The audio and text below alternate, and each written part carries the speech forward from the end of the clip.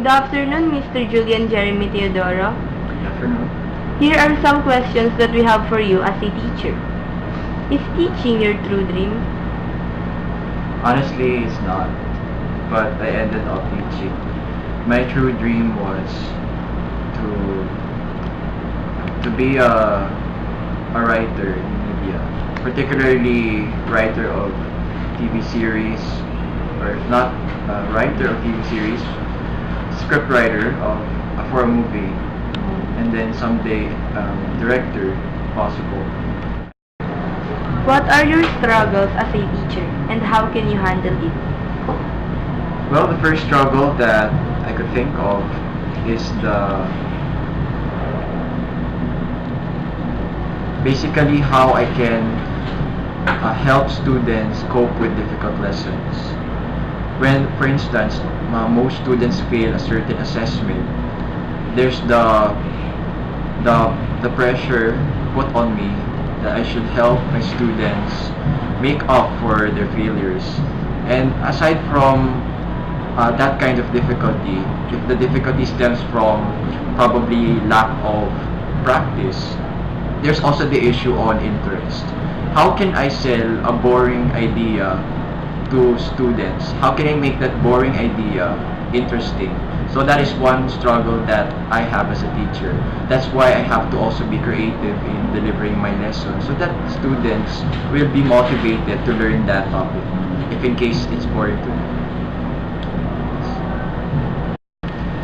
Lastly, what can you advise to us who are not sure about the career we want to pursue?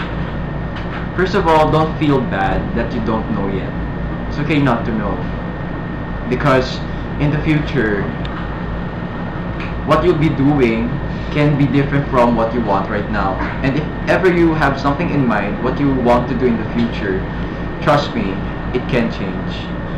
Right now, what I can advise for you is to just keep on exploring the different areas that you can enter. And whatever you're doing, do it with all you've got until you discover where you're really good at and where you're really needed. And always think of serving society. Use your talents not just for your self-interest, but for the interest of everyone around you. I was inspired by what Sir Jeremy shared in his interview. If I were Sir Jeremy, I think I would do the same thing. I would sacrifice my true dream. But we are in a different situation. It helped me to understand more the situation that I am facing. And it helped me on how I can decide for the career that I would pursue in the future. I discovered that he gave all his best for his family, to be a good son and a good brother on his sister. I realized that I'm blessed to have a family who is always on my side, that they will guide me as I reach all my goals in my life.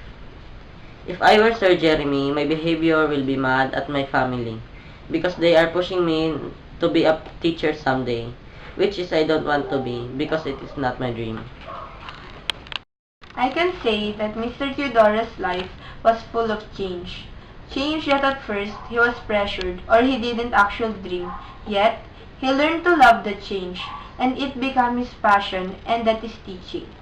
I've discovered that me and Sir Jeremy are in the same terms in contributing to the society, that we always think of what we can do to others and how we can help them using our talents and our own works.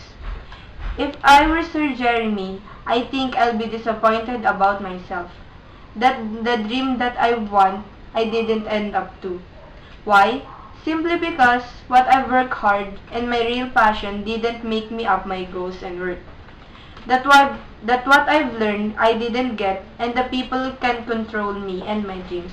It saddens me that I cannot be able to put my passion into actions.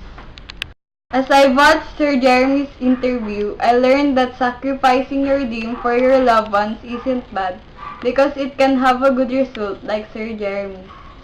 I've discovered that we have the same struggle, being a role model to our younger siblings.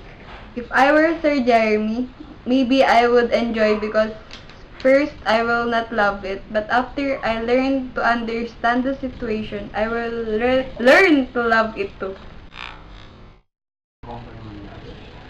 I realized that being a teacher is more difficult than being a student, that all you need to do is to pass their assignments, assessments, and performance tasks, while Sir Jeremy need to do more things like preparing for his lessons, checking and recording scores of many students.